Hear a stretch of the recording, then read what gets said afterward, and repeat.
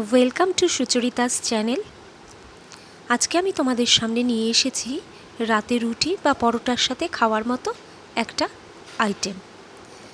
এটাকে অনেকে পনির ভুর্জি বা পনির ভুজিয়াও বলে থাকে, তবে আমি এটাকে বলি পনির ভর্তা। বন্ধুরা, আমার এই রেসিপিটা একবার তোমরা বাড়িতে বানিয়ে খেয়ে দেখো। রাতে রুটি বা পরোটার সাথে আর অন্য কোনো আইটেম কিন্তু ভালোই লাগবে না। তাহলে চলো দেরি না করে শুরু করে দিই রান্নাটা। এখানে আমি একটা কড়াই গ্যাসে বসিয়ে দিয়েছি, দিয়ে সেটাকে ভালো করে গরম করে তাতে দিয়ে দিচ্ছি 2 চামচ মতো বাটার। বাটারটাকে খুব ভালো করে একটু গলিয়ে নিতে হবে গরম তাপে। দেখো বাটারটা আমার ভালো মতো গলে গেছে। এরপরে আমি তাতে দিয়ে দিচ্ছি ফোড়নে 2 শুকনো লঙ্কা, 1 টেবিল চামচ মতো গোটা জিরে। সেটাকে একটু ভালো করে নাড়াচাড়া করে নিচ্ছি। যখন এটার থেকে একটা খুব ভালো সুন্দর স্মেল আসবে, তখন আমি তাতে অ্যাড করে দেব 4-5টা চেরা কাঁচা লঙ্কা। এরপর কাঁচা লঙ্কাটা দিয়ে আবারও একটু নাড়াচাড়া করে নেব।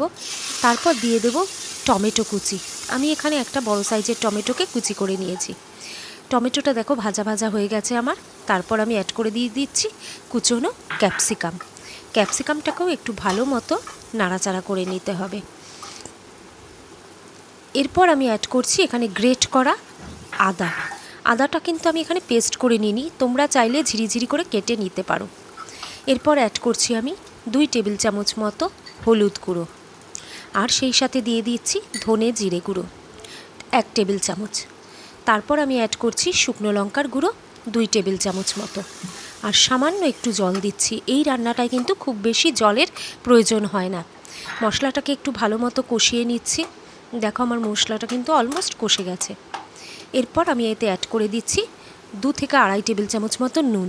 নুনটা অবশ্যই তোমরা তোমাদের স্বাদ অনুযায়ী অ্যাড করবে।